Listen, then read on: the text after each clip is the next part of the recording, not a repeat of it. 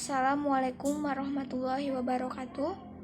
Perkenalkan, nama saya Delia Werunisa dari kelas 7A. Pada kesempatan kali ini, saya akan sedikit menjelaskan tentang administrasi dan hukum pajak. Sumber penerimaan negara terdiri dari beberapa hal. Yang pertama adalah pajak, kekayaan alam, bea dan cukai, retribusi, iuran, sumbangan, laba dari BUMN, dan sumber-sumber lainnya.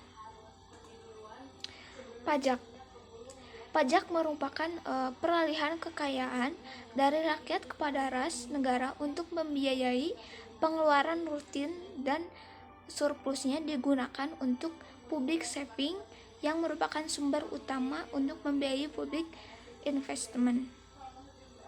Kekayaan alam berdasarkan Undang-Undang 1945 Pasal 33 Ayat 3, bumi, air, dan kekayaan alam yang terkandung di dalamnya dikuasai oleh negara dan dipergunakan untuk sebesar-besarnya untuk kemakmuran masyarakat.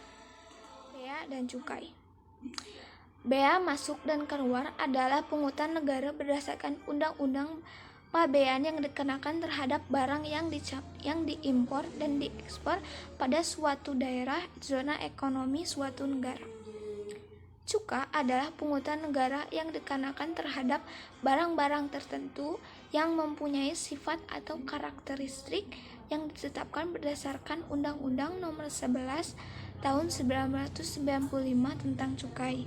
Selanjutnya, retribusi.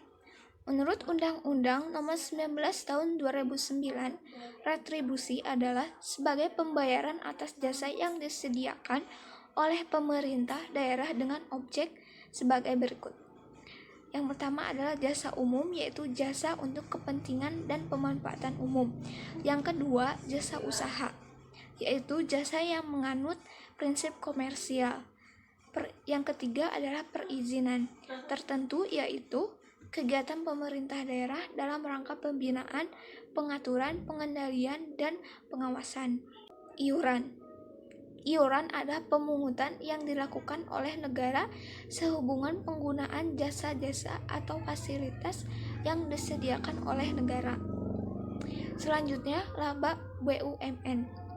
BUMN adalah badan usaha yang sebagian besar modalnya merupakan kekayaan negara. BUMN dapat berbentuk persero, perum, dan perian. Laba yang diperoleh BUMN adalah pendapatan negara yang dimasukkan dalam anggaran pendapatan belanja negara APBN. Sumber-sumber lainnya seperti percetakan uang, defisit spending, pinjaman atau kredit luar negeri, atau hibah. Pajak dan hukum pajak. Menurut Dr. Rahmat Suwemarto SH, pajak adalah iuran rakyat kepada ras negara berdasarkan undang-undang yang dapat dipaksakan dengan tidak mendapat jasa imbal atau kontraprestasi yang langsung dapat ditujukan dan yang digunakan untuk membayar pengeluaran umum. Fungsi pajak Indonesia terdiri dari berbagai hal. Yang pertama adalah budgeter, yaitu penerimaan negara. Yang kedua, reguler, yaitu mengatur perekonomian untuk pertumbuhan lebih cepat. Yang selanjutnya adalah demokrasi, yaitu penjelmaan kekeluargaan dan kegotong royongan rakyat. Yang terakhir adalah retribusi, yaitu tarif progresif, goal mampu dikenakan tarif yang lebih tinggi.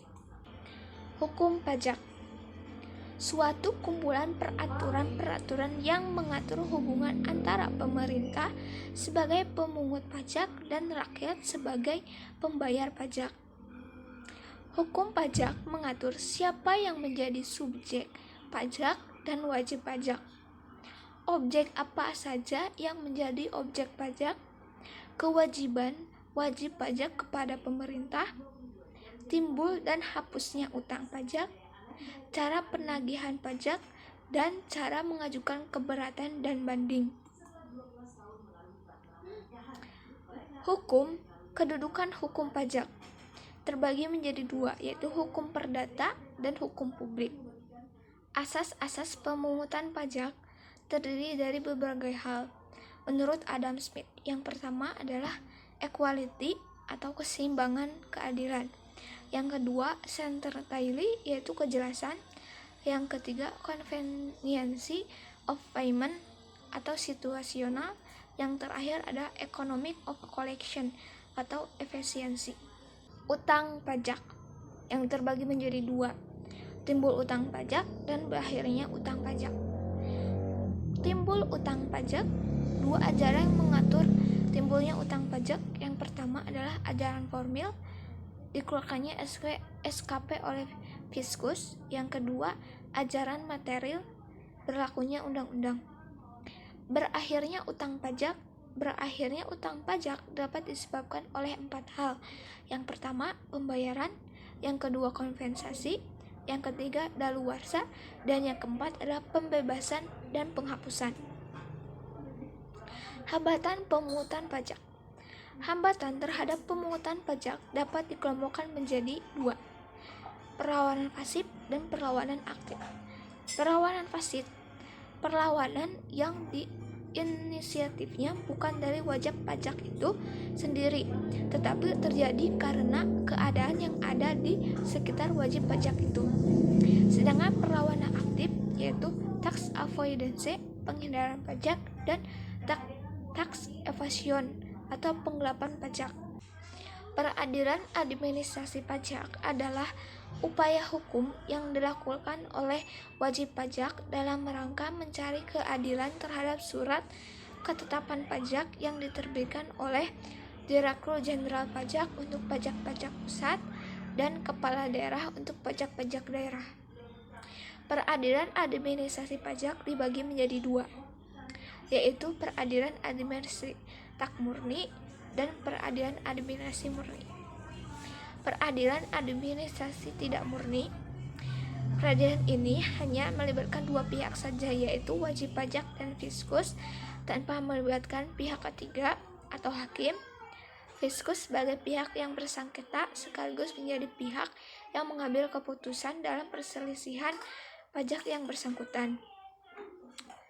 Sedangkan peradilan administrasi murni yaitu peradilan yang melibatkan tiga pihak, yaitu wajib pajak, Fiskus, dan hakim yang beradil. Hakim yang mengadili. Wajib pajak dan Fiskus adalah pihak yang bersengketa, sedangkan hakim atau majelis hakim adalah pihak yang akan memutuskan sengketa tersebut. Sengketa pajak. Sengketa pajak adalah sengketa yang timbul dalam bidang perpajakan antara wajib pajak atau penanggung pajak dengan pejabat yang berwenang sebagai akibat dikeluarkannya keputusan yang dapat diajukan banding atau gugatan kepada pengadilan pajak berdasarkan peraturan perundang-undangan perpajakan, termasuk gugatan atas pelaksanaan penagihan berdasarkan Undang-Undang Penagih Pajak dengan surat paksa pasal 1 angka 5 Undang-Undang Nomor 14 Tahun 2002 tentang Pengadilan Pajak.